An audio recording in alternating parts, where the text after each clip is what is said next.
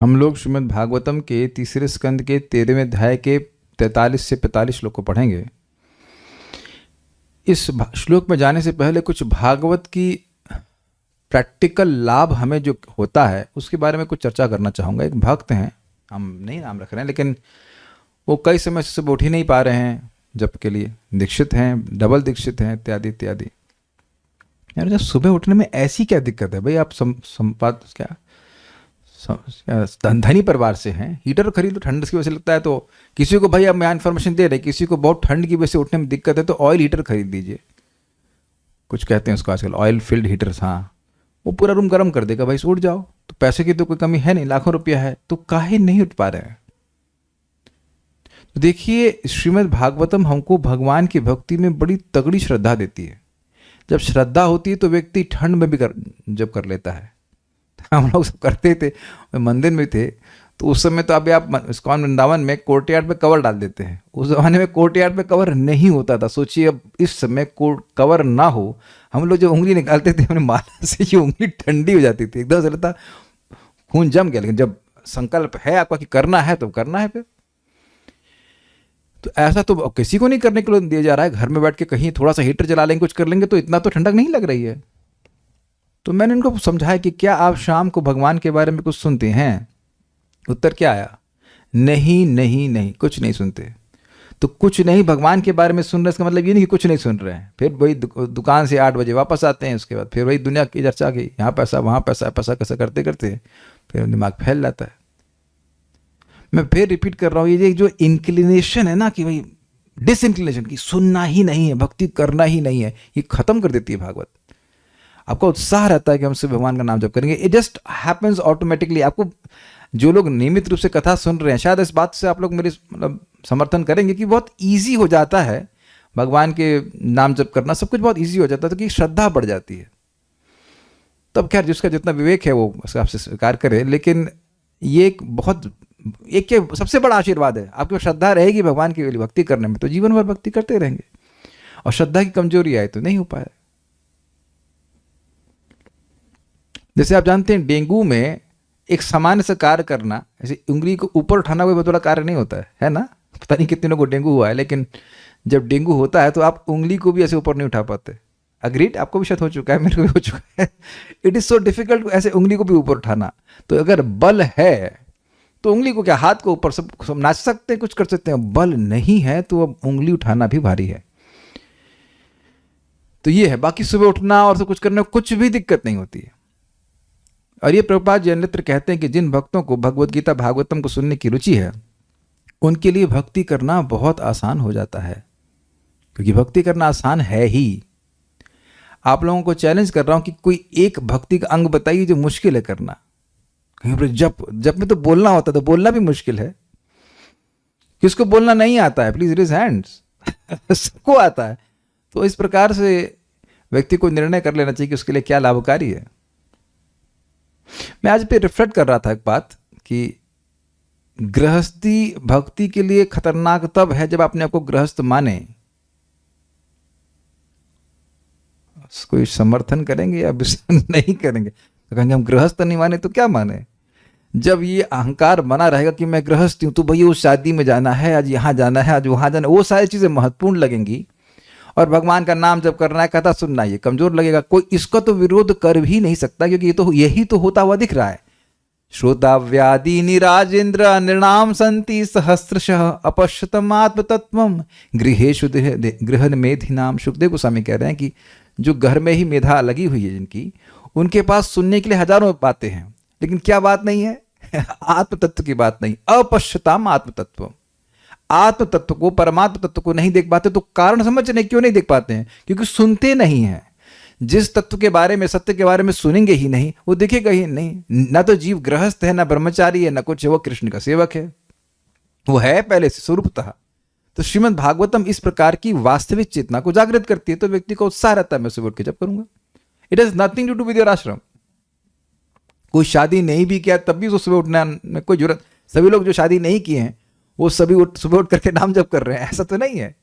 It's your sense of miss identification which is a trouble. ये जो मिथ्या अहंकार ये पंगा करता है कि ये सब जरूरी है, लेकिन भगवान की भक्ति करना ये तो जरूरी नहीं है। इन सभी अनर्थों को नष्ट प्रायेषु अभद्रेषु, मैं अनर्थेषु बोला, तो वो अभद्र अनर्थ है, वो सब नष्ट करता है। और मजेदार बात ये कि पता नहीं चलता कि करता कैसे है। इज इट नॉट, मतलब सुनते हैं कि कान से सुनने से हो जाता है, लेकिन ये हो कैसे रहा ये समझ में नहीं आता है, लेकिन सहज रूप से is just become so easy to do bhakti. तो अब जिसको जैसा विवेक है, अपने को बचाना है हमने को। जैसे जाड़ा है तो आप लोग अपने लेवल के अनुसार स्वेटर पहनते हैं ना। किसी को कम सर्दी लगती है, वेदवादिनी को अधिक सर्दी लगती है, 3 स्वेटर पहनती है, मुझे कम लगती है, मैं 1 स्वेटर पहनता हूँ। तो अपनी आवश्यकता तो आप अनुभव कर रहे हो ना, कितनी रोटी खा के आना है, नहीं खाना वो आप देखते हैं कि नहीं। उसी प्रकार से दुनिया चले या ना चले, दुनिया करे या ना करे, हमें अपने को बचाने के लिए श्रीमद् भागवतम का श्रवण करना चाहिए, अदरवाइज वो डाउट में ही व्यक्ति रहता है। अब हम टॉपिक पे आ रहे हैं। 42वें श्लोक में ऋषियों ने कहा था कि भगवान मान लो पूछते हैं कि आप चाहते क्या है, इतनी स्तुति कर दी आपने, चाहते क्या है। ये मैंने कई बार बताया कि भगवान से कुछ वरदान चाहिए तो उससे पहले व्यक्ति को भगवान की स्तुति करनी होती है। ये तो कई बार बताया है। तो स्तुति कर ली, फिर वो वरदान क्या मांगे कि हे भगवान आप पृथ्वी माता को उसकी कक्षा में स्थापित कर दीजिए। तो भगवान कहेंगे कि अरे तो बड़ा मुश्किल कार्य है, मैं कैसे करूंगा इस कार्य को। मान लो भगवान कहें कि ये तो बड़ा मुश्किल कार्य है, तो कह रहे हैं कि देखिए आपके अलावा ऐसा कौन है जो इच्छा भी कर सकता है। आज देखिए वेदवादिनी श्लोक को पढ़ के आएंगे तो बड़े खुश हैं, देख रही हैं आप, खुश हैं। ये जो लोग भी श्लोक को पहले से पढ़ के आएंगे उनके चेहरे पर प्रसन्नता होगी, जो मैं बातें बोलूंगा वो मन में कहीं रहेंगी। तो ये कह रहे हैं कि कश्रद्धीता, ऐसा कौन होगा जो इच्छा भी करेगा कि पृथ्वी नीचे गिर गई तो उठा लीजिए। मैं कहूं भैया भक्तों थोड़ी सहायता चाहिए, क्या सहायता चाहिए, हिमालय नीचे गिर गया है उसको ऊपर उठाना है। कितने लोग हाथ खड़ा करेंगे, कितने लोग हाथ लगाएंगे हिमालय को नीचे गिर। हिमालय छोड़ दीजिए, जनरेटर नीचे गिर जाए तब भी मैं कहूँ कि हाथ लगाइए तो आप संकोच करें, हाँ यार जनरेटर कैसे उठाएंगे, तो बहुत भारी होता है। या कह दें कि पार्लियामेंट नीचे गिर गई है या व्हाटएवर कोई बड़ी बिल्डिंग नीचे गिर गई है, उसको उठाने के लिए लोग हाथ लगाएं, तो क्या ये संगत बात होगी। तो आप समझ रहे हैं कि लोग इच्छा भी नहीं करेंगे। कोई बिल्डिंग गिर जाएगी तो हाथ नहीं लगाते हैं लोग, और पूरी पृथ्वी गिर जाएगी तो हाथ लगाएगा। यानी कि यहाँ पर ऋषि मुनि कह रहे हैं, भगवान के असीम तेज को इंगित करते हुए कहते हैं कि आपके अलावा तो कोई और व्यक्ति इसका संकल्प भी नहीं कर सकता है, और आपके लिए इस पृथ्वी को उठाना कुछ भी विस्मयकारी नहीं है, क्योंकि पूरा जगत जो अनंत ऐश्वर्यों से, अनंत विस्मयकारी चीजों से युक्त है, उसकी सृष्टि आप करते हो। तो ये श्लोक का आशय है, बहुत सुंदर श्लोक है, मेरे पीछे बोलिए। कह श्रद्धदीतान्यतमस्तव प्रभो रसाम गताया भुव उद्विभर्हणम्।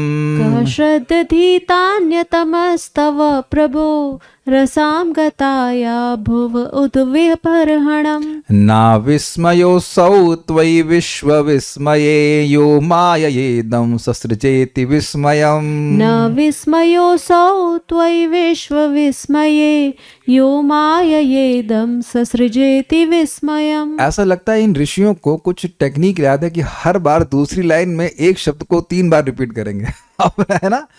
हाँ, बड़ा सुंदर राइमिंग आती है।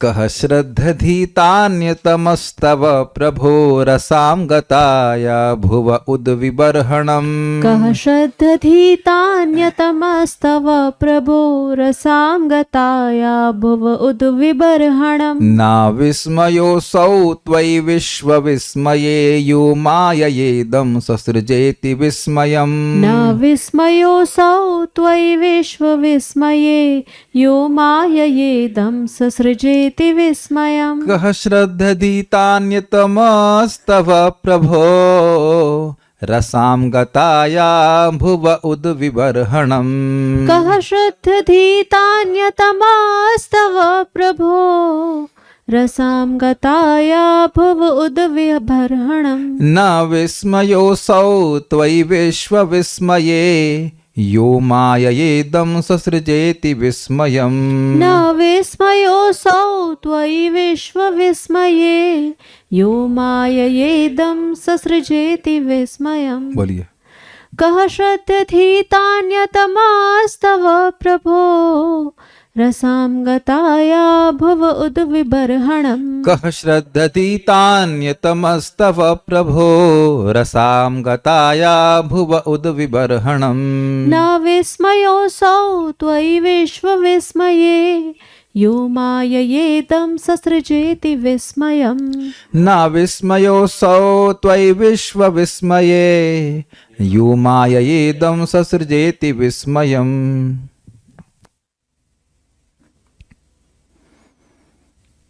हे पूर्ण पुरुषोत्तम भगवान वराहदेव, आपके अतिरिक्त ऐसा कौन है जो जल के भीतर से पृथ्वी का उद्धार कर सकता है? इसका क्या मतलब है? कोई नहीं है। इसे कहते हैं इंग्लिश में रिटोरिकल क्वेश्चन। किंतु यह आपके लिए बहुत आश्चर्यजनक नहीं है,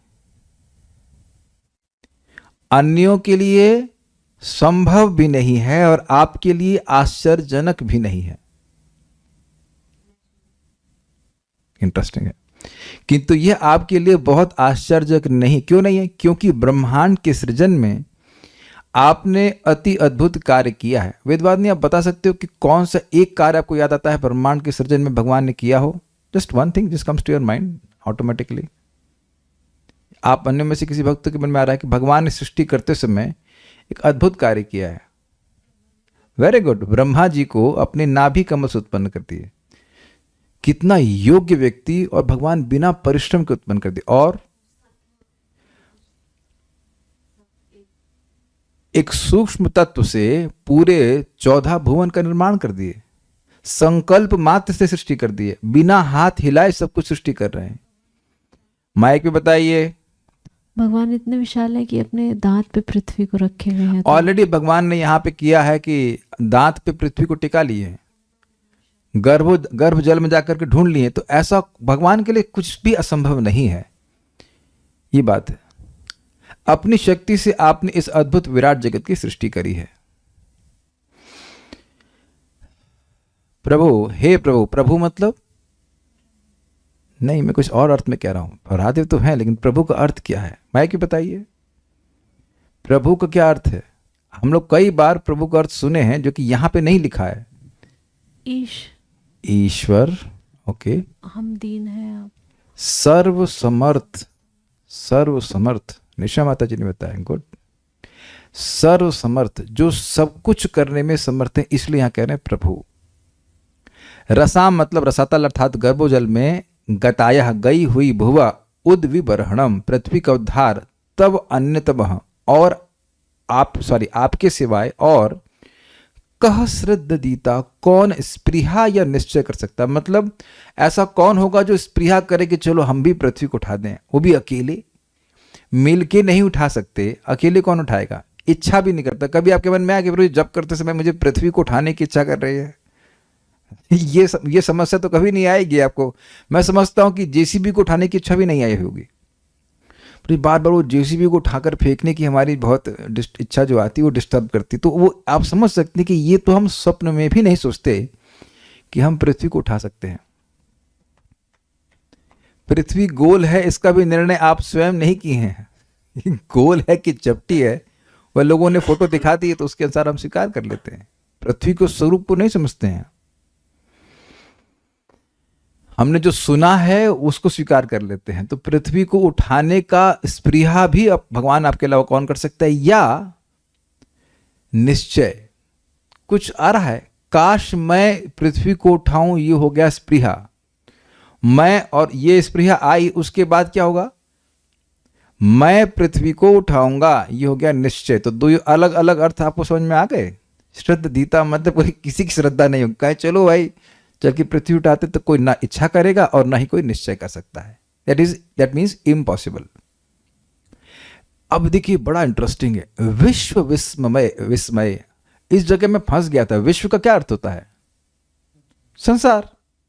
लेकिन यहां पे विश्व का अर्थ लिया गया सर्वे। सर्वे अर्थात समस्त। Really stuck. हमने कहा ये क्या अर्थ हुआ? देखिए आचार्यों ने इसका अर्थ इस प्रकार से लिया। विश्व मतलब विश्व मतलब संपूर्ण आश्चर्यों से युक्त, त्वयि आपके विषय में, असौ विस्मये नः, यह कोई आश्चर्य नहीं। मतलब आप क्योंकि सभी आश्चर्यों से युक्त हैं, इसलिए पृथ्वी को उठाना आपके लिए आश्चर्यजनक नहीं है। क्यों? तो कहते हैं यह माया जिस आपने, यह मतलब जो होता है, तो जिस आपने अपनी माया द्वारा अति विस्मयम इदम सुसृजे, अति आश्चर्यमय इस संसार की रचना की है। कुछ समझ पा रहे हैं आप? विश्व विस्मय मतलब आप में हर प्रकार का आश्चर्य है, इसलिए आपके लिए पृथ्वी को उठाना आश्चर्य में नहीं है। तो क्यों आप ऐसा कहते हो कि मुझ में सारे आश्चर्य हैं? क्योंकि आप अपनी शक्ति के द्वारा, वो भी एक गौण शक्ति है, माया शक्ति गौण शक्ति है, उसके द्वारा अति विस्मयकारी जगत की सृष्टि कर देते हो। तो उसमें से पृथ्वी तो एक बहुत छोटा सा भाग है। ये बात है। कह श्रद्धदीता अन्यतमस्तव प्रभु, तब प्रभु आपके अलावा प्रभु अन्यतम ऐसा कौन होगा जो श्रद्धदीता, इसको स्पृहा भी करेगा, स्पृहा भी करेगा। किस चीज की? रसाम गताया भुव उद विभर्भणम, जो रसातल में यानी कि गर्भजल में पृथ्वी चली गई है, उसको उठाने का स्पृहा भी आपके अलावा कौन कर सकता है? ऐसा क्यों कहते हो? तो कह रहे हैं ना विस्मय असौ त्वयि विश्व विस्मय, हे भगवान, त्वयि मतलब आप में, जो सभी आश्चर्यों से, विश्व का में मतलब हो रहा है सभी विस्मयों से युक्त हैं, उसमें उन आप में यह कोई विस्मय की कारण नहीं है। देखिए, इसको समझने का प्रयास करें। इस जगत में लोग फिल्में देखते हैं और वहां हीरो 2-4-10 को पीट देता है तो व्यक्ति आश्चर्यजनक करता है। वो भी नौटंकी है, वास्तविक रूप से उस हीरो को पकड़ ले तो युद्ध नहीं कर पाएगा। लेकिन वहां दिखा देते हैं कि 10-20 को मार दिया हो, तो आदमी उस पिक्चर को देखने जाता है कि नहीं जाता है? अग्रीड? तो वहां विस्मय करने के लिए ही तो जाता है ना। विस्मय जहां होता है तो व्यक्ति को लगता है, ओ चमत्कार, वाह वाह, क्या कर दिया। लेकिन भगवान जब इतने बड़े बड़े कार्य करते हैं तो लोग विस्मय भी नहीं करते हैं। इस जगत में लोग थोड़ा सा फोटो से या कैसे भी करके थोड़ी बहुत प्रकट कर देते हैं तो लोग उनको भगवान बोलने लगते हैं। और भगवान पूरे गिरिराज जी को 7 दिन तक अपनी बाईं उंगली में उठा करके रखे रहे तो वहां लोग विस्मय भी नहीं करते। जो सामान्य लोग हैं वहां उस बात को वह स्वीकार ही नहीं करते। या कुछ भक्त भी नॉर्मल से लेने लगते हैं, तो नॉर्मल कार्य है, करके देखिए जरा। लेकिन भगवान के लिए कुछ भी विस्मयकारी नहीं है। क्यों? यह माया इदम, जो भगवान, यह मतलब जो भगवान माया, अपनी माया शक्ति के द्वारा, इदम मतलब इस जगत को, ससृजेति विस्मयम, अति विस्मयकारी इस जगत की सृष्टि करते, तो उस जगत का एक छोटा सा अंश है पृथ्वी। जैसे मान लीजिए कि कोई बहुत बड़ी मशीन बनाता है तो उसका पेंच अगर गिर जाए तो उसके लिए पेंच को उठा करके उसको सही स्थान में लगाना मुश्किल कार्य है। अब तो समझ में आ गया होगा। देखिए, अगर आपके घर में कोई मशीन है, फॉर एग्जाम्पल इंडक्शन सबके घर में होगा। अगर इंडक्शन खराब हो जाए तो आप क्या करते हो? विस्मय करते हो, अरे क्यों खराब हो गया? ये तो समझ में आ रहा है, ये क्यों खराब हो गया, आप नहीं समझ पाते हैं। लेकिन जब उसको एक रिपेयर मैकेनिक के पास लेके जाते हो, उसे कोई विस्मय नहीं होता है, वो ठीक कर देता है उसको। तो जो जानकार व्यक्ति है या सृष्टि करने वाला है, बनाने वाला, उसके लिए कुछ भी विस्मयकारी नहीं होता।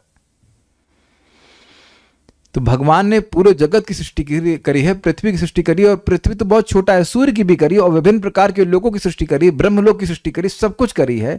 तो उनके लिए पृथ्वी को उठाकर उसकी कक्षा में रख देना कोई मुश्किल बात नहीं, क्योंकि in the first place he had situated the earth in its situation. पहले ही भगवान ने पृथ्वी को उसके स्थान पर रखा है। अरे हर बार प्रलय होती है, पृथ्वी ध्वंस हो जाती है, भगवान पृथ्वी की सृष्टि करके उसको स्थापित करते हैं। आप समझने का प्रयास कीजिए कि कोई मशीन को कोई कंपनी बनाती है, अग्रीड, तो उसके जब वो बनाई है तो वो उसके लिए उसका ऑथोराइज सर्विस सेंटर खोलना कोई मुश्किल बात नहीं, वो तो उसको रिपेयर कर ही सकती है कि बनाई है ना उसको।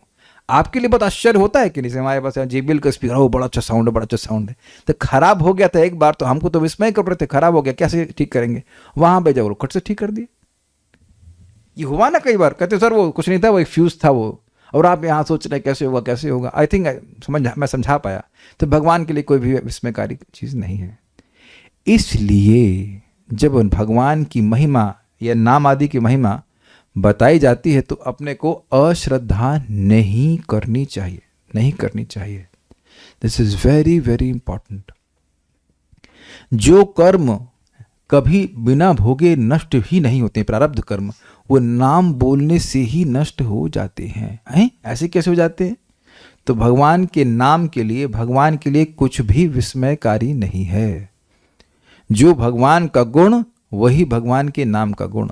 चाहे कोई व्यक्ति चांडाल परिवार से भी क्यों न हो, वह अगर नाम बोलता है तो तुरंत कर्म बंधन से मुक्त हो जाता है। हरे कृष्णा कृष्णा कृष्ण हरे हरे, हरे राम राम राम हरे हरे।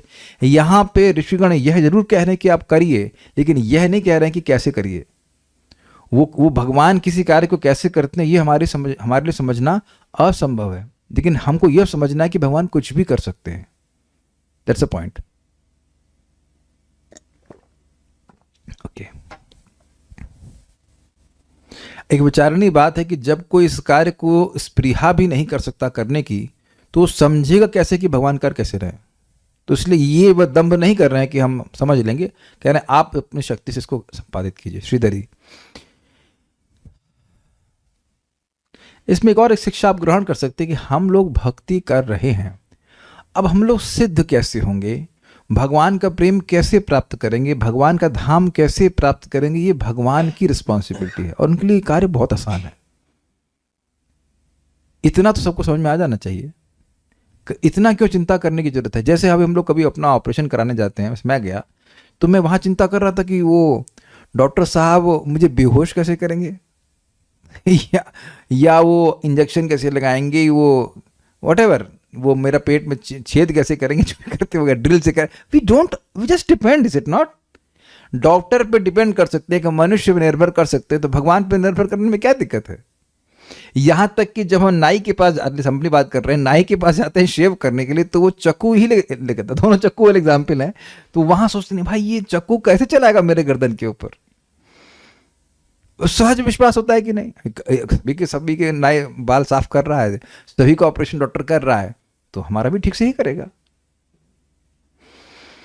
तो श्रीमद् भागवतम के श्रवण के द्वारा ये सब श्रद्धा आती है कि भगवान सबका पालन कर रहे हैं, हमारा भी करेंगे, कर ही रहे हैं। करेंगे क्या मतलब, कोई और थोड़ा ना कर रहा है, वही करेंगे। और मेन बात है हमारी भक्ति में प्रगति उन्हीं की कृपा से होनी है। हमारा कार्य उनको प्रसन्न करने वाले कार्यों में संलग्न होना। श्रीधरी, इस श्लोक में ऋषियों ने कहा है कि आपने ये अत्यंत कठिन कार्य किया है। कौन सा कठिन कार्य किया है? पृथ्वी को उठाने का। हे प्रभु, आपने जो पृथ्वी का उद्धार किया है उसे आपसे भिन्न दूसरा कौन करने का साहस कर सकता है? किंतु आप तो संपूर्ण आश्चर्यों के एकमात्र आश्रय हैं, अतएव आपके लिए यह कोई आश्चर्य नहीं है, क्योंकि आपने अपनी माया के द्वारा अत्यंत आश्चर्यमय विश्व की रचना की है।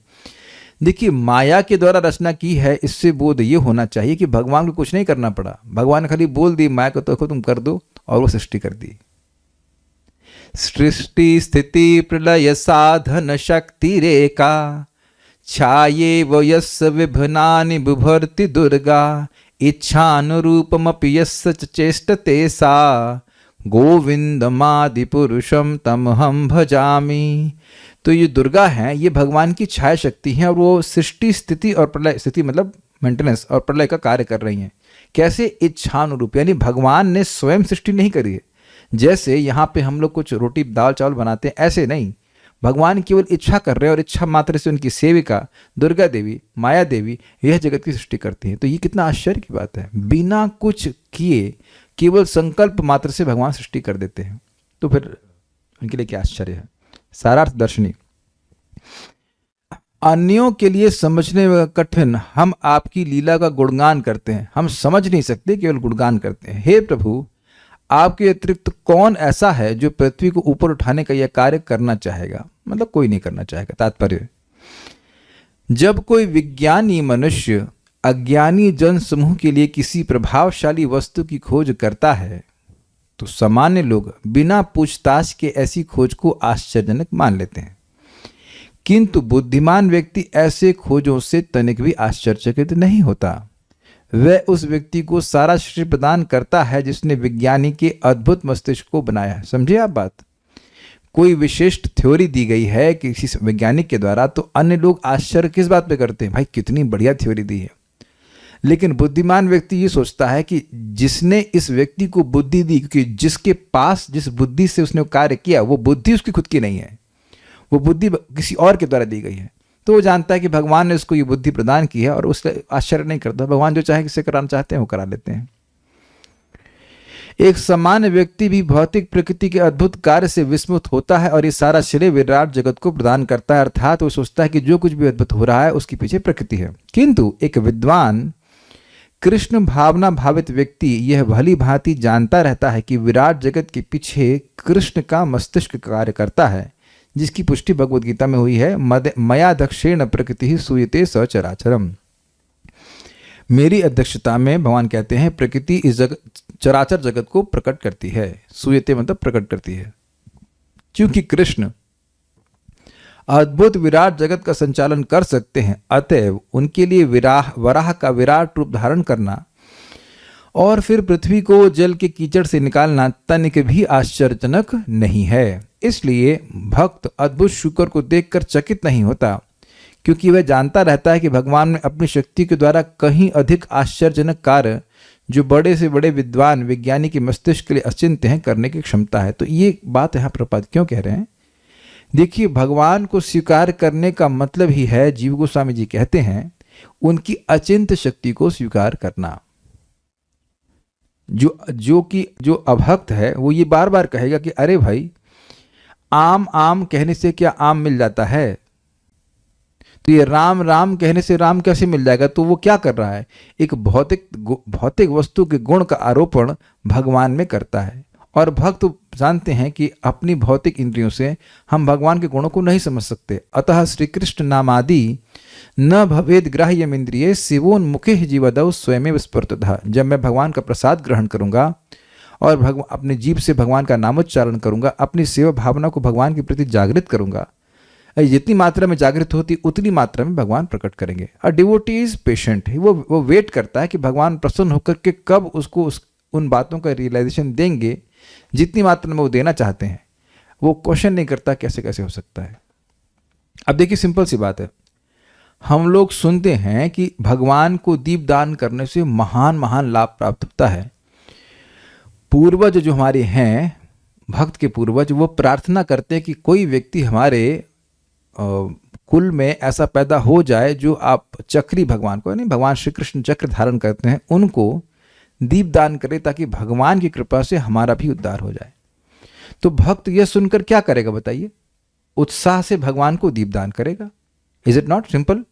अब वो ये सब क्वेश्चन नहीं करता कि ये दीपदान से ये कैसे हो जाता है, हमारे पूर्वज का उद्धार कैसे होता, वो तो मर गए, उनसे हमारा लिंक क्या है, वो भगवान जाने। और फिर हम ये भी सुनते हैं कि अगर तुलसी की लकड़ी लगा दें, सूखी लकड़ी इसमें लगा दें, तो कितना 1 करोड़ है क्या, 10 लाख ऐसा कुछ है, 10 लाख दीपक को अर्पण करने का फायदा मिलता है। तो वो इधर दिमाग नहीं लगाता ये ऐसे कैसे होता है। भगवान की व्यवस्था है। भगवान विग्रह के रूप में मेरी सेवा को, मेरे भोजन को स्वीकार कर लेते हैं। Is it not simple? और अभक्त क्या कहेगा? अरे, भगवान राम के यहाँ दीपक लगाने की बजाय उस तेल को तुम गरीबों को दे देते। भगवान को आपने अगर एक दीपक अर्पण कर दिया तो किसी गरीब के घर का चूल्हा नहीं जलेगा। ये ही मूर्खता है। और वो ये प्रश्न नहीं करते हैं अभक्त कि ये तेल आया कहां से। और उनसे पूछो कि तुम अपने बच्चे को अगर तुम 3,000 रुपए की चप्पल दिलवाते हो तो क्या 3,000 रुपए की चप्पल ही जरूरी है? बाकी के हम लोग तो 400-500 रुपए की चप्पल भी आती है, और सस्ती भी आती है, 150 की भी आ जाती हैं, तो वो भी तो पहन के काम चला सकते हो। वहां तो तुम नहीं करते हो। पॉइंट वो समझ नहीं रहे कि तुम्हारा प्रेम क्यों नहीं। वो समझते नहीं कि भगवान के प्रति उनका प्रेम नहीं है, तो भगवान को एक दीपक भी देना नहीं चाहते, और उसको इस प्रकार से लीपा पोती करते हैं, गरीबों की सेवा होना चाहिए, ये होना चाहिए, वो होना चाहिए। अभी आप जानते हैं कुछ जी समिट क्या हुआ था, उसमें जो आए थे बाहर के लोग, उनको सोने की थाली में खिलाया गया। तुमको बोलो क्या सोने की थाली में खिलाने से क्या आपस में शांति हो जाती है? क्या जरूरत है किसी एक मनुष्य को सोने की थाली में खिलाने की? हम तो सुनने में आया था ये बात, ऐसे नॉट सही है ना? क्या जरूरत है बताइए? उस पैसे को गरीबों को दिया करते तो वहां नहीं करते। देख रहे हैं कितनी डबल स्टैंडर्ड्स हैं लोगों के।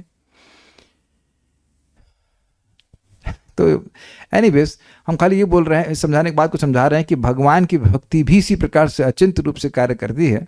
और व्यक्ति भक्ति करता है, वो भक्ति कैसे कार्य करती है और वो कैसे उसके पापों को नष्ट करती है, उस पर विचार नहीं करता, क्योंकि समझ ही नहीं सकते इस बात को। आगे पढ़ते हैं। अब यहाँ पे भगवान के बड़ी सुंदर बात को कहते हैं कि भगवान इस शुक्र रूप में, जो कि वेदमय रूप है, इसको आपने हिलाया है। आपने सुना था ना, कंपायमान किया है, और उससे जो जल की बूंदें हम पर गिरी हैं, उससे हम लोग भीतर बाहर से पूरी तरह से पवित्र हो गए हैं। ये अद्भुत है कि नहीं है? मैंने एग्जाम्पल दिया था कि सुअर कोई है, प्राकृत सुअर है, वो कीचड़ में जाता है और अपने शरीर को हिलाता है और बूंदें हमारे शरीर पे आती हैं तो हम पवित्र नहीं अपने को अनुभव करते हैं। लेकिन यहाँ पर कौन? जनलोक, तपलोक, सत्यलोक के निवासी जो ऐसे भी परम पवित्र हैं, ऐसा नहीं कि उनके अगर अनर्थ हैं, कुछ हैं, पूरी तरह पवित्र हैं, वह भी अपने आप को पवित्र मानते हैं। इससे एक बहुत बड़ी शिक्षा ग्रहण करनी होगी कि जब भी मौका हमको प्राप्त हो, और रोज हो सके तो बहुत अच्छी बात है, कि भगवान के चरणामृत को जरूर ग्रहण करना चाहिए। अगर संभव घर में विग्रह है तो उनकी सेवा होती है तो वहाँ से मिल जाता है, मंदिर में जा रहे तो वहाँ ग्रहण कर लेना चाहिए, बहुत बड़ा लाभ है। मेरे पीछे बोलिए। विधुन्वता वेदमयम निजम वपुर जनस्तपः सत्य निवासिनो वयम। विधुन्वता वेदमयं निजं वपुर्जनस्तपः सत्यनिवासिनो वयम्। सटाशिखोद्भूत बिंदुभिर्विमृज्यमाना भृशमीश पाविताः। सटाशिखोद्धूत शिवाम्बुबिन्दुभिर्विमृज्यमाना भृशमीश पाविताः। सटाशिखोद्धूत शिवाम्बुबिन्दुभिर्विमृज्यमाना भृशमीश पाविताः। सटाशिखोद्धूत शिवाम्बुबिन्दुभिर्विमृज्यमाना भृशमीश पाविताः। विदुन्वता वेदमयं निजं वपुर्जनस्तपः सत्यनिवासिनो वयम्। विधुन्वता वेदमयं निजं वपुर्जनस्तपः सत्यनिवासिनो वयम्। सटाशिखोद्धूत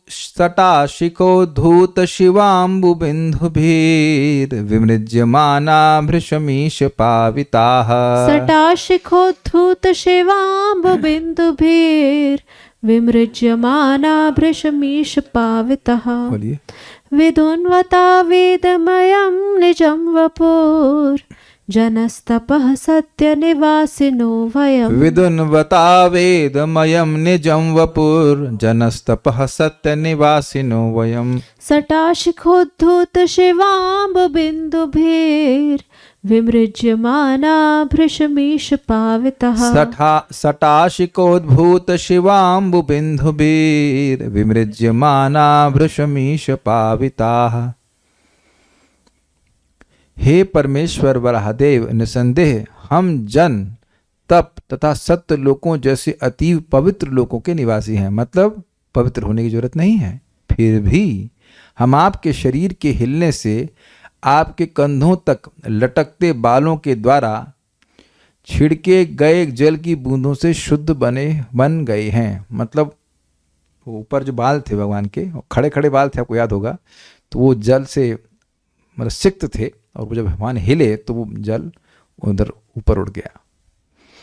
ईश मतलब हे ईश, वेदमयम वेद स्वरूप, निजम वपु विधुन्वता अपने शरीर को हिलाते समय, सटा शिखा धूत गर्दन के बालों से झड़ी हुई, उद्धूत मतलब वो दूर गिरी होंगी, शिव अम्बु शुभ जल की, पवित्र जल की। आप समझते हैं जल नाली का गंदा है, और भगवान के जो श्री विग्रह को संपर्क करता है वह जल अमृत है, वो पवित्र करने वाला है। बिंदु भी यानी बिंदु द्वारा विमृज्यमाना भीगे हुए। काफी इंटरेस्टिंग है, भगवान की रेफरेंस फ्रेम में थोड़ी सी बूंद है लेकिन ये लोग पूरा भीग गए। कहाँ गया? अरे जनः तपः सत्य निवासिना। कुछ आश्चर्य हुआ आपको? क्या आश्चर्यजनक हुआ इसमें? जनलोक, तपलोक और सत्यलोक के निवासी भीग गए। बोलिए, माइक पे बताइए, कोई बात नहीं। भगवान बहुत विशाल है, Yes. वहां तक पानी जा रहा है। वहां तक पानी जा रहा है, एक बात, और दूसरा इतना पानी है कि 3 लोक के निवासी भीग गए। आप देखो, जब बहुत बारिश होती तो आप क्या मानोगे, पृथ्वी पूरी भीग जाती है। कभी देखे आप ऐसा? बहुत होगा एक सिटी भीग जाएगा, बहुत होगा कि एक स्टेट भीग जाएगा। आई डोंट नो कि पूरा स्टेट में एक साथ बारिश होती है, ऐसा होता है क्या कभी? हाँ, ये भी है। कभी कभी हुआ कि बारिश हो रही और आपके घर पे आके रुक जाती है, मतलब वहां उसके आगे हो रही है, इधर नहीं हो रही। ये तो कई बार देखा होगा ड्राइविंग करते समय कि ड्राइव कर रहा है एक स्थान से, कि वहां बारिश हो रही है, आगे बारिश नहीं हो रही है। कल जब आप लोग स्नान करना तो ऐसे हिल के देखना कि कितना पानी निकलता है, तो आप देख सकते हैं कि भगवान कितने विशाल होंगे कि उनकी पानी की जो बूंदें जो झड़ रही हैं, भाई कितनी झड़ जाएंगी पानी की बूंद, और उससे तीनों लोक के निवासी भीग गए। 3 लोक। दिस इज अमेजिंग, नहीं? यही तो आश्चर्य की बात है कि भगवान की बात छोड़ करके लोग कहाँ कहाँ की बात करते हैं, किन किन लोगों का गुणगान करते हैं। आप विचार कीजिए कि लोग आजकल डॉक्यूमेंट्री बनाते हैं या लोगों की बायोग्राफी बनाते हैं किसी मनुष्य की, तो इसीलिए ना, क्योंकि भगवान की महिमा नहीं समझे हैं, इसीलिए वो किसी प्राकृत मनुष्य की बात करना चाहते हैं। यानी कि किसी को ग्लोरीफाई करना, महिमा मंडन करना गलत नहीं है, वो है ही इंसान में बना हुआ है, लेकिन अगर वो भगवान की बात को करे तो उससे उसका परम लाभ होने वाला है, क्योंकि भगवान कार्य ही ऐसे करते हैं। कल ट्राई कीजिएगा आप लोग थोड़ा सा नहाने के बाद, अरे नहाते हैं तो जो बूंदें शरीर पे होती हैं वो एक तौलिया ही सोख लेता है कि नहीं? मैं समझता हूँ कि आप लोग 2 तौलियों, कोई व्यक्ति यहाँ पे जो 2 तौलिए को उपयोग करता हो, 2 तौलिए भी नहीं लगते। हम लोग तो तौलिया इस्तेमाल नहीं, गमछा, एक गमछे से बॉडी पुज जाती है ना? और कोई अगर ना विश्वास करे तो वही गंगा जी में स्नान करके देख लो, एक गमछे से पहुंच लेते हैं। और भगवान भी जंप करके आए हैं पानी में, जब हिल रहे हैं तो 3 लोक के निवासी जो है वो भीग रहे हैं।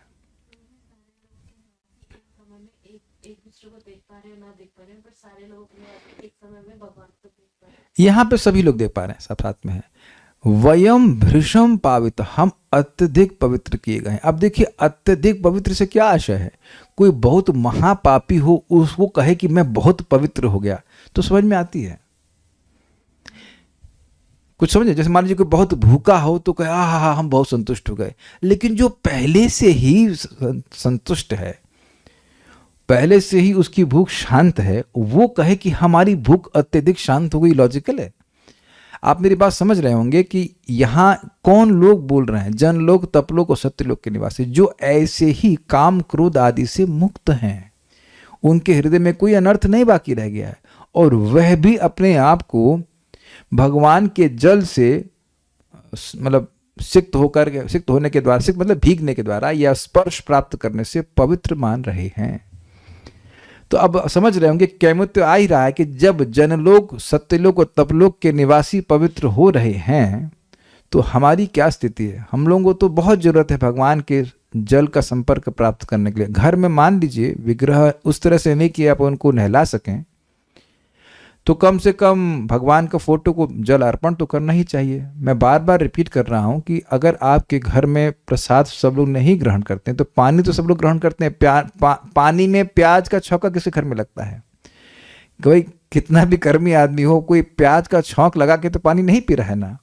तो अपने घर में जो जल का पात्र है जिसमें सब लोग पानी पीते हैं, ऐसे सिस्टम होगा जहाँ तक मैं समझ रहा हूँ, उसमें आप इस प्रसादम जल को मिला दीजिए, तो अंदर सिस्टम में जाएगा तो कुछ पवित्रता, कुछ नहीं बहुत पवित्रता आएगी और धीरे धीरे करके वो भक्ति में आ जाएंगे। ये सब चीज़ों को हल्के में मत लीजिए, क्योंकि यहाँ पे जनलोक, तपलोक और सत्यलोक के निवासी इसको हल्के में नहीं ले रहे हैं कि भगवत संपर्क हुआ जल उनको प्राप्त हुआ है।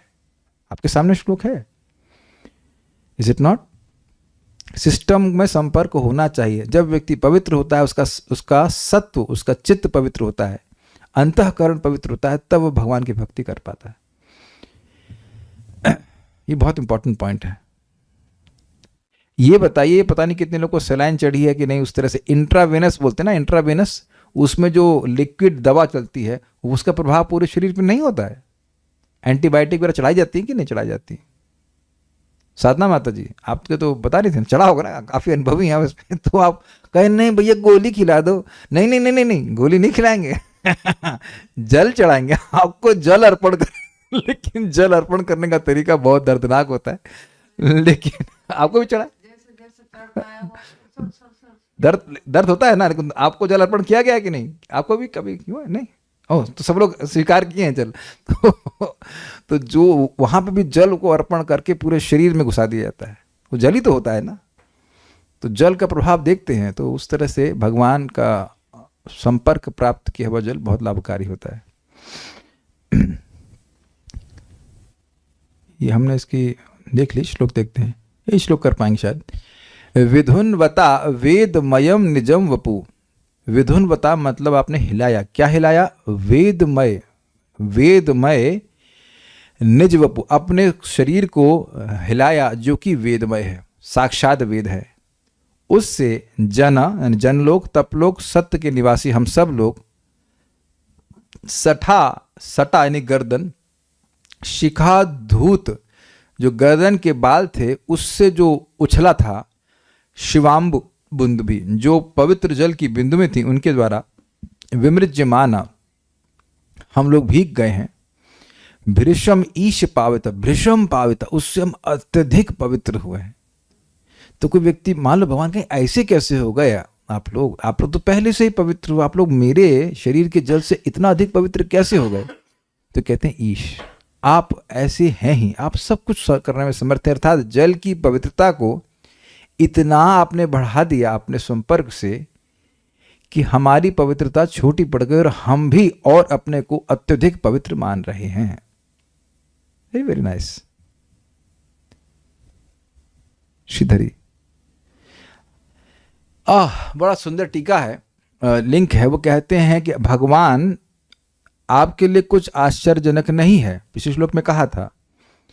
तो भगवान मान लो पूछें कि ऐसा क्या आश्चर्य आपने देखा अभी, तो कह रहे हैं यही देखिए कितना आश्चर्य है कि हम लोग वैसे ही पवित्र हैं, लेकिन फिर भी आपकी एक तो जल की बूंद वहां तक पहुंची और पहुंच करके हमको अत्यधिक पवित्र बनाई। एक बात यहां मैं बोलना चाहता हूं कि भक्त के मन में एक संदेह आ सकता है कि हमको अनुभव क्यों नहीं होता कि हम अत्यधिक पवित्र हुए भगवान का नाम जप करके, कथा सुन करके। तो इस पर परम पूज्य भक्ति विज्ञान महाराज समझा रहे थे कि देखिए हम लोग की चेतना बहुत डल है, इस कारण से हम अनुभव नहीं कर पाते कि प्यूरिफिकेशन किस प्रकार से हो रहा है। जैसे भाई किसी को एनेस्थीसिया दे दिया जाए, बेहोश आदमी है, अब उसके मुख में नली डाल दी जाए तो कुछ मालूम होगा। जब मेरा ऑपरेशन हो रहा था तो उन्हें कहा कि यह एनेस्थीसिया को नाक गले के में कुछ नली डालते हैं, फिर एनेस्थीसिया देते हैं। उस चक्कर क्या है कि वो पहले बेहोश कर देते हैं आपको, तो पता ही नहीं चलता कि कब गले में डाला। हमको डर लग रहा था कि बहुत अजीब सा लगे। हमने कहा फिर जब ऑपरेशन हो गया तो मैंने पूछा, मुझे तो कुछ समझ में नहीं आया। कहते हैं आप पहले ही बेहोश थे। तो जो बेहोश आदमी है उसके गले में आप पाइप डालेंगे तो उसे क्या महसूस होने वाला है? बाद में गले में कुछ खिसखिस लगती है। तो अब जो आदमी बेहोश है बद्ध जीव, उसको हरि नाम सुना तो वो पवित्र हुआ कि नहीं हुआ तुरंत समझ में नहीं आता है। श्रीमान बोरिजन प्रभु समझाते कि मान लीजिए 30 किलोमीटर एक मोटी लेयर है मट्टी की, तो उसमें से आपने 500 मीटर हटा दिया तो बहुत बड़ा कार्य हुआ, लेकिन वो समझ में तो नहीं आया ना शुरुआत में। तो इसीलिए हम लोग के शरीर में, चित्त में इतनी गंदगी बनी हुई है कि सफाई होने के बावजूद भी व्यक्ति समझ नहीं पाता है। इसीलिए शास्त्र का विश्वास करना चाहिए कि एक ही नाम इतना पवित्र करता, जितना पवित्र करता है उतना और कोई साधन नहीं करता। यही तो प्रभुपाद कहते हैं कि तुम हरे कृष्ण मंत्र करते हो और सुनते हो, तुम नहीं जानते कि तुम कितनी पावर ट्रांसफर कर रहे हो। इसका मतलब यह नहीं कि पावर ट्रांसफर नहीं हो रही है, लेकिन जैसे जैसे व्यक्ति पवित्र होता जाएगा वैसे वैसे हरिनाम के अनुभव को समझ पाएगा। ठीक है, तो यहाँ पे आश्चर्य प्रस्तुत करने कि हम लोग पहले से ही पवित्र हैं, फिर भी वह जल हमको पवित्र कर रहा है। प्रश्न है कि ये जल गर्भोदशा विष्णु जी का पसीना ही है ना? हाँ, ये कारण जल है, कारण है, गर्भ जल है। आपके कंधे के बालों के अग्रभाग से निकले हुए पवित्र जल की बूंदों से सिंचित होकर हम लोग पवित्र हो जाते हैं। इस प्रकार से इस श्लोक से ऋषिगण ऋषि भगवान से प्रार्थना करते हैं। शारद दर्शनी, पृथ्वी को उठाना आपके लिए आश्चर्य की बात नहीं है, अपितु हमारे लिए आश्चर्य की बात है कि पृथ्वी के जल में गिरने के बहाने आपने हम पर कृपा की है। पृथ्वी जल में गिरी, भगवान कूदे, फिर आके हिलाए और हम पर कृपा की, तथा अपने शरीर को स्पर्श करने वाले जल के अमृत को, जिसकी बूंदें हम तक पहुंचती हैं, त्याग कर हमें कृतार्थ किया। त्याग कर मतलब जल त्यागना, छोड़ करके हमें कृतार्थ किया। कितने आश्चर्य की बात है। तात्पर्य, सामान्यतः शिवकर का शरीर अशुद्ध माना जाता है, किंतु हमें यह नहीं मानना चाहिए कि भगवान द्वारा धारण किया हुआ शुकर अवतार भी अशुद्ध है। भगवान का वह रूप साक्षात वेद हैं और दिव्य है। जन, तप तथा सत्य लोगों के निवासी भौतिक विश्व के सर्वाधिक पवित्र व्यक्ति हैं, किंतु क्योंकि ये लोक भी भौतिक जगत में स्थित हैं, अतएव उनमें भी अनेक अनेक भौतिक अशुद्धियां हैं। इसलिए जब भगवान के कंधों तक लटके हुए बालों के अग्रभागों से जल की बूंदें इन उच्च लोकों के निवासियों के शरीरों पर छिड़की गईं, तो वे अपने को शुद्ध हुआ अनुभव कर रहे थे। गंगा का जल इसलिए शुद्ध है क्योंकि यह भगवान के पांव के अंगूठे से निकलता है, अर्थात पांव के अंगूठे को टच करता हुआ निकलता है। और अंगूठे से निकलने वाले जल तथा भगवान वराह के कंधों तक लटकते बालों की छोरों से टपकने वाले जल में कोई अंतर नहीं है, दोनों ही परम और दिव्य हैं। और उसी प्रकार से शालिग्राम का अभिषेक है या गिरिराज जी का अभिषेक है, मतलब शिला है, भगवान के विग्रह घर में है, तो उनका अभिषेक करके जो जल प्राप्त हो रहा है वह भी उसी प्रकार से पवित्र करने वाला है।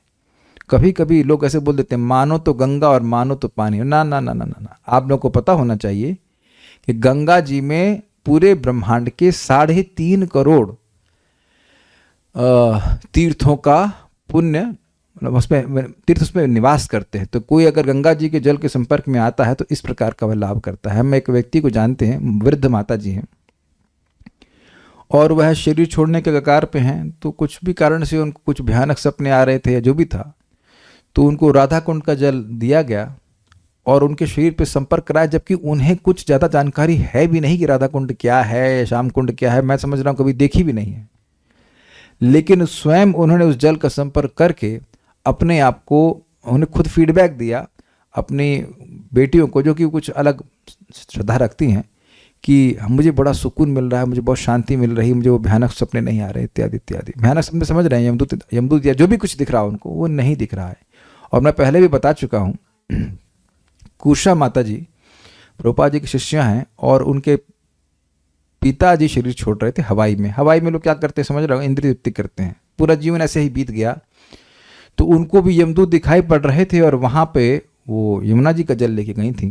तो जैसे ही जल छिड़का तो वो एकदम शांत होकर के लेट गए। जब उनको होश आए तो बोले, what was that magical water, वो जादुई जल क्या था जो तुमने मुझ पर छिड़का, क्योंकि अब मुझे कुछ भी भयानक लोग नहीं दिखाई पड़ रहे हैं।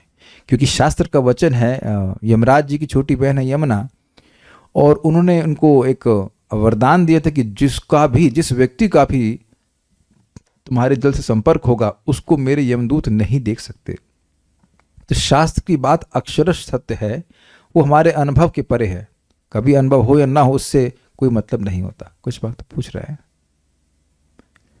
क्या शालिग्राम जी की विग्रह सेवा माता जी लोगों को नहीं करना चाहिए? वेल देखिए, एक सिंपल सी बात है, शालिग्राम जी या विग्रह की सेवा में पवित्रता का नियम होता है।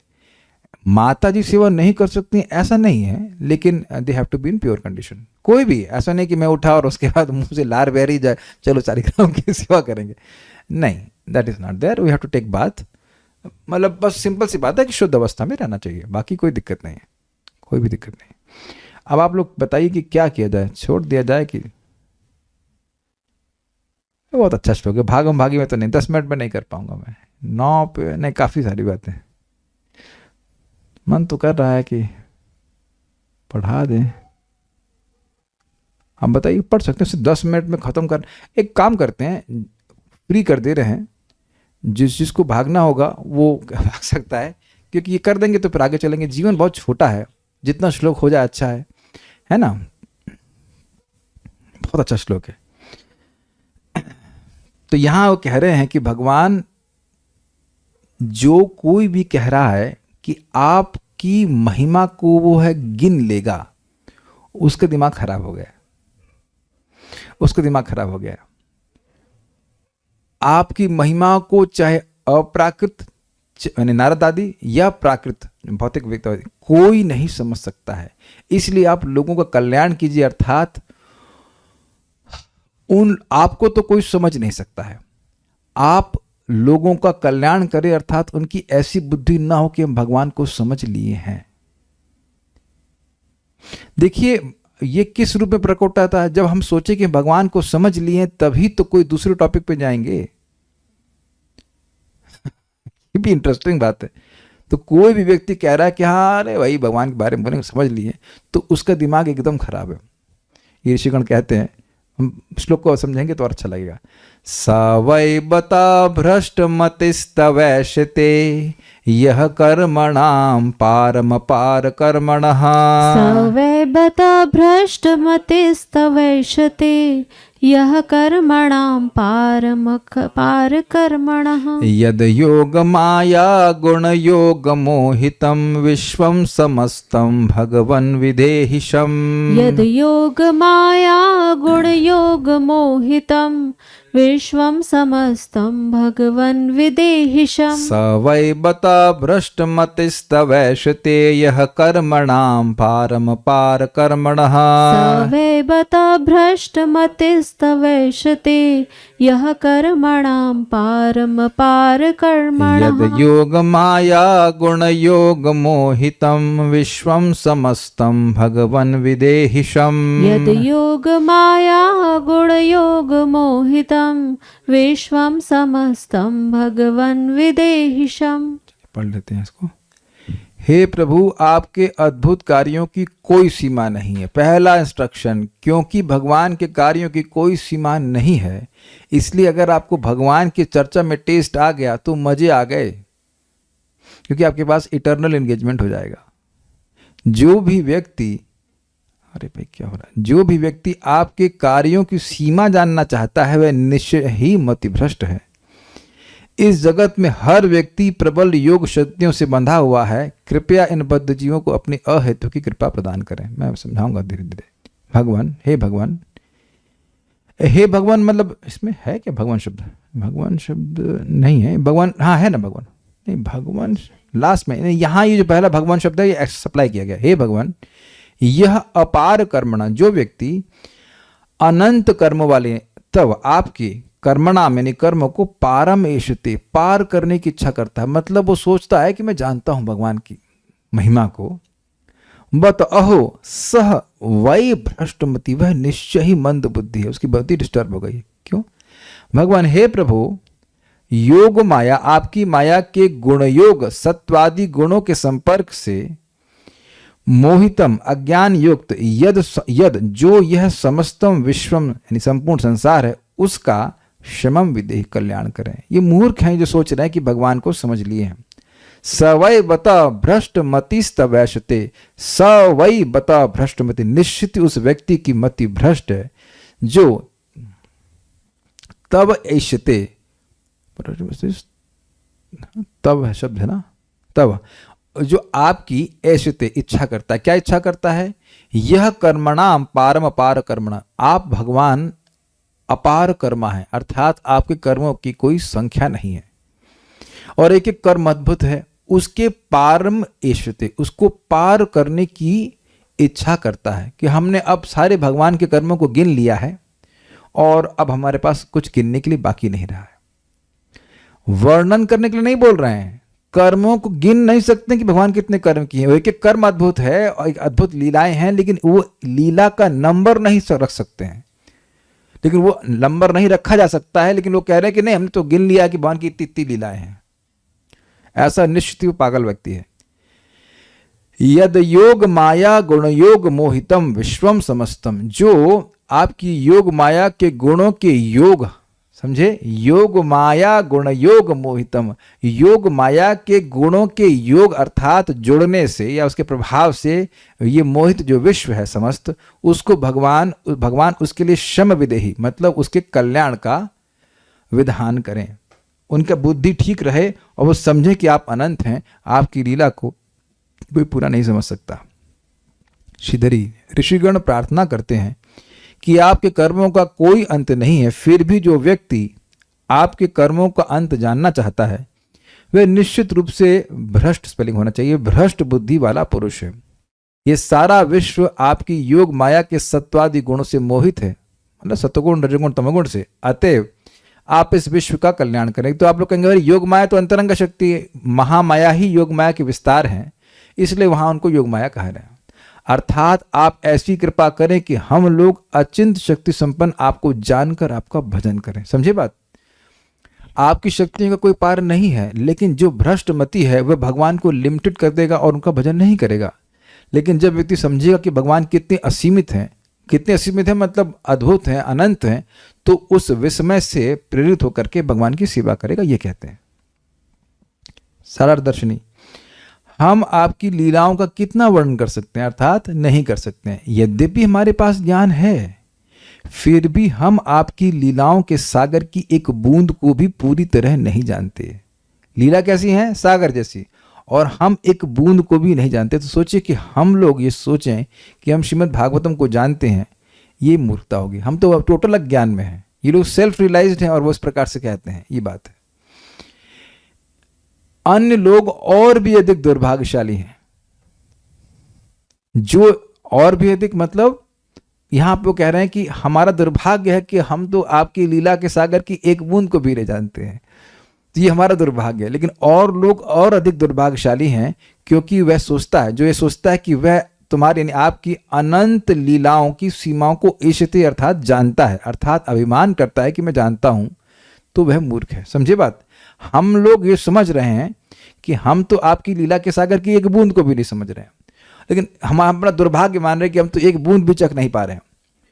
और कुछ हमसे भी महादुर्भाग्यशाली हैं कि वो एक बूंद भी समझे नहीं हैं, और वो सोच रहे हैं कि हम भगवान को हम समझ लिए, अब हमको और कुछ पढ़ने की जरूरत नहीं है, भागवतम ना भगवत गीता ना कुछ भी, हम समझ लिए सब कुछ। जानंत एव जानंतु किम बहुक्त्या न मे प्रभु मनसः वपशो वाचो वैभवम तब गोचरा। ब्रह्मा जी कह रहे हैं कि हे भगवान, जो लोग कहते हैं कि वो आपको जानते हैं, वो ऐसा कह सकते हैं। मैं इस पे क्या कहूँ, उसमें कुछ अधिक कहना नहीं चाहता। लेकिन जहां तक मेरी बात है, ब्रह्मा जी अपनी बात कहते हैं कि मन से, वचन से और शरीर से आपकी महिमा मेरे लिए गोचर नहीं है। तो बात यही है कि जो व्यक्ति वास्तविक रूप से भगवान की बात को कुछ कुछ समझता है, वही समझता है कि भगवान को कुछ नहीं समझता है। भगवान जो भगवान की अनंतता को थोड़ा थोड़ा भी समझ रहा है, वह भगवान की कृपा से तो वह समझ पाता है कि भगवान तो अनंत है, उनकी गुण को नहीं समझा जा सकता है। ये बात है। और जो नहीं समझ रहे कह रहे हाँ तो हम तो कृष्ण को जानते हैं, उस पर हमने खूब ट्यूटोरियल बनाए इत्यादि इत्यादि। यदि भगवान कहें कि माया से मोहित जीव मुझे नहीं जान सकते, ठीक है, लेकिन माया से परे मेरे भक्त जैसे नारद तो मुझे जान सकते हैं ना। स्पष्ट है। तो ऋषियों ने उत्तर दिया कि आध्यात्मिक लोक के लोग, कहां गया, योग माया से मोहित हैं, और भौतिक संसार के लोग गुण योग अर्थात गुण मेलन रूप अविद्या से मोहित हैं। यद योग माया गुण योग मोहिता, तो उसका ऐसे तोड़िए, यद योग माया प्लस गुण योग मोहिता। तो कहते हैं कुछ लोग योग माया से मोहित हैं, अर्थात अंतरंग शक्ति से नारद जी, तो वो आपकी मधुरता में इतने डूबे हुए हैं कि वो आपकी लिमिट जानना नहीं चाहते। जैसे अब जिस दिन भगवान की कृपा से हम लोग को ये अनुभव हुआ कि 16,000 हरे कृष्ण मंत्र की माला क्यों ना करें, तो वहां विचार करेंगे कि कितने जन्मों के पाप को नष्ट करता है, कितनी शक्ति है, कुछ नहीं, उसी में आप डूबे रहेंगे। मैंने एग्जाम्पल दिया कि जब रसगुल्ला खाते हैं तो वहां उसके विटामिन और प्रोटीन को तो चेक नहीं करते हैं। जल्दी से बताओ कि एक रसगुल्ले में कितना प्रोटीन होता है, कोई बताएगा? सब रसगुल्ला जानते हैं कि नहीं? हेमराज प्रभु आप बताइए, आप तो डॉक्टर हैं। अरे रसगुल्ले में कौन सा चेक करता है? तो यानी कि इतना मधुर वस्तु है तो उधर उसके कुछ और गुणों के बारे में नहीं सोचता व्यक्ति कि कितना उसमें प्रोटीन है और ये है वो है। तो जो योग माया से आपके नारद आदि भक्त हैं, वो तो आपके माधुर्य में डूबे रहते हैं, माधुर्य के सागर में डूबे रहते हैं। और जो गुण योग, गुण मतलब रजोगुण तमोगुण सतोगुण के योग अर्थात मेलन से, मिश्रण से योग समझते हैं। हेमराज प्रभु समझ रहे होंगे। अनुभूत योग सुने हैं ना आप लोग? सुने मतलब आयुर्वेदिक में बोलते हैं कि ये जो दवाई बनाई गई है ये अनुभूत योग है, अर्थात अनुभव किया गया योग, मिश्रण है, उससे आप ठीक हो जाओगे। है ना? सही बोल रहा हूं हेमराज प्रभु? ऐसा बोलते हैं। योग मतलब जोड़ना, तो कुछ हल्दी लिया, कुछ बहेड़ा लिया, कुछ ये लिया, उसको मिला जुला करके। तो हर व्यक्ति केवल एक गुण से तो प्रभावित है नहीं, कोई सत्वगुण से, कुछ थोड़ा रजोगुण से, कोई तमोगुण से, इससे इसके मेलन से, इस योग से, समझ रहे हैं इसका अर्थ? गुण योग मतलब गुणों के मिश्रण से जो अविद्या के रूप में प्रकट होती है, उससे मोहित है बद्ध जीव। तो वो क्या, वह दुख सुख के संसार में सागर में पड़े रहते, तो वो तो क्या समझेंगे आपको? आपके अप्राकृत भक्त योग माया से मोहित हैं क्योंकि वे आपके माधुर्य में निमज्जित हैं। स्पेलिंग मिस्टेक है, निमज्जित होना चाहिए। उसी में डूबे रहते हैं, उन्हें कोई होश ही नहीं कि भगवान महान है, कि कितने महान है, उधर को ध्यान ही नहीं देते। और जो अन्य प्राकृत जीव हैं अर्थात भौतिक जीव हैं, भौतिकतावाद में हैं, वे माया के द्वारा विषयों के सुख दुख में निमज्जित रहते हैं। तो दो प्रकार के सागर हैं, एक भगवान की मधुरता का सागर है और एक भौतिक दुख सुख का सागर है। आज एक भक्त बड़ी दुखी थी, उनकी बेटी बड़ी बीमार है। तो हमने कहा ये बताइए कि आपकी दुखी होने से आपकी बेटी ठीक हो जाएगी? अगर किसी का कोई बच्चा बीमार है तो दवा लेगा, जो उसका समय और ठीक हो जाएगा। आपके दुखी होने से, शोक करने से तो ठीक नहीं होगा। शोक करने से ठीक हो जाए तो करिए शोक, कोई दिक्कत नहीं है, लेकिन शोक करने से ठीक नहीं होगा। तो जगत पे देखा जाता है व्यक्ति सुख दुख में पड़ा रहता है, उसको भगवान की लीला का कथा का कुछ होश ही नहीं है कि नहीं? वही सब चीज़ों में फंसा रहता है, ये करना है, बच्चे का एग्जाम दिलवाना, ये करना है, कॉन्स्टेंट एंजाइटी। तो वो क्या भगवान की महिमा को समझेंगे? तो ये कहते हैं कि दोनों प्रकार के लोग अपने अपने सागरों में डूबे हुए हैं। तो फिर कौन आपकी लीलाओं का अंत जान सकता है? समझ गए बात? यही कारण है कि शम विदेही, आप हमारे मंगल का विधान करो, मतलब अर्थात मैं जानता हूं ऐसा झूठा अभिमान न हो, यही भाव है। ये बहुत बड़ा दुर्भाग्य होगा कि हम समझ लें कि हम ये समझें कि हम तो जानते हैं। जिस दिन हमारे मन में ये भाव आ गया कि ये शास्त्र तो हमने पढ़ रखा है, तो उसके बाद अब क्या करेंगे? अब उसको नहीं पढ़ेंगे। समझे? अग्रीड? जबकि आप अपने जीवन में देखना, जितनी बार हम इसकी आवृत्ति करेंगे, अगर कर पाए, सब लोग आशीर्वाद दीजिए कि हो जाए, कम से कम 2 बार तो पूरी भागवतम हो ही जाए इस जीवन में। आप देखेंगे जितनी बार पढ़ेंगे उतना ही आपको लगेगा अरे ये तो हमसे छूट ही गया, ये तो हमसे छूट ही गया। या उसी के और अधिक आपको अनुभव प्राप्त होगा कि उस बार बार भक्ति करने से हृदय पवित्र होता है। वो चीज़ अनलिमिटेडली डीप है। प्रभुपाद जी कहते हैं कि जिसका हृदय पवित्र हो गया है वह भागवतम के पृष्ठों में भगवान का साक्षात अनुभव कर सकता है। तो अभी तो काफ़ी दूर जाना है, लेकिन पॉइंट इस कि ये कभी नहीं सोचना चाहिए हमको कि हम सीख गए, हम जान गए। बहुत कुछ जानना है। तात्पर्य, मनोधर्मी चिंतक यानी ज्ञानी जो असीम की सीमा जानना चाहते हैं, निश्चय ही मतिभ्रष्ट हैं। इनमें से हर एक भगवान की बहिरंग शक्तियों द्वारा पार्श्वबद्ध है। उनके लिए सबसे अच्छी बात यह है कि वे भगवान को अचिंत जानकर उनकी शरण में जाएं, क्योंकि उन्हें इस तरह उनकी अहेतु की कृपा प्राप्त हो सकती है। यानी भगवान को नापने की बजाय भगवान की शरण में जाने का, उनको सुखी करने का प्रयास करना चाहिए। यह स्तुति उच्चतर लोकों अर्थात जन, तप तथा सत्य लोकों के निवासियों द्वारा की गई जो मनुष्यों की अपेक्षा कहीं अधिक बुद्धिमान तथा शक्तिशाली होती है। और उनकी बुद्धि कितनी है यह भी हम अपनी बुद्धि से निर्णय नहीं कर सकते हैं। तो उनके अनुगत्य होकर के समझना चाहिए कि हमें भगवान की शरण में जाना चाहिए, उनको प्रसन्न करने वाले कार्य करने चाहिए। यहां पर विश्वम समस्तम अत्यंत सार्थक है। लोग 2 प्रकार के हैं, भौतिक तथा आध्यात्मिक। मुनिगण प्रार्थना करते हैं कि दोनों लोग आपकी विभिन्न शक्तियों द्वारा मोहित हैं। जो लोग आध्यात्मिक जगत में हैं वे अपने को तथा आपको भी भुलाकर आपकी प्रेम भक्ति में लीन रहते हैं। मतलब आपके माधुर्य में। अब माता यशोदा ही नहीं सोच रहे हैं कि ये भगवान है नहीं है, इसके ना कुछ नहीं। जबकि भौतिक जगत के लोग इंद्र तृप्ति में डूबे रहते हैं, अतः वे भी आपको भुला देते हैं। कोई भी आपको नहीं जान सकता क्योंकि आप असीम हैं। स्पष्ट है? सबसे उत्तम यही है कि व्यर्थ के मानसिक चिंतन द्वारा आपको जानने का प्रयास ही न किया जाए, प्रत्युत आप हम सबों को आशीर्वाद दें जिससे हम अहेतु की भक्ति से आपकी पूजा कर सके। अर्थात ये भाव अहंकार न रखें कि हम आपको जानने वाले हैं, अपितु भाव ये रहे कि हमारा अस्तित्व ही आपको संतुष्ट करने के लिए है। इससे आप प्रसन्न होते हो। तो उम्मीद है कि श्लोक आपको समझ में आ गया होगा। Will stop here, no questions here. Srimad Bhagavatam की जय, श्रील प्रभुपाद की जय, निताय गौर प्रेमानंदे।